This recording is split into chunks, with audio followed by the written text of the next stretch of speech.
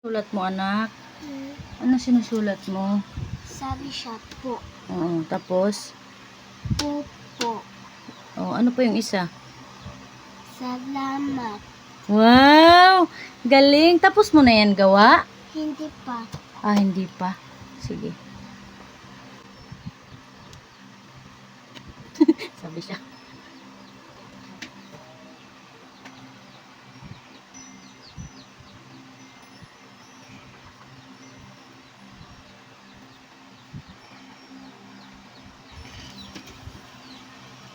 Tapos na? Mm-mm.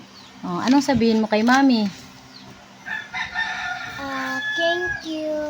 Ah, ito, salamat. Ibig sabihin sa English, thank you.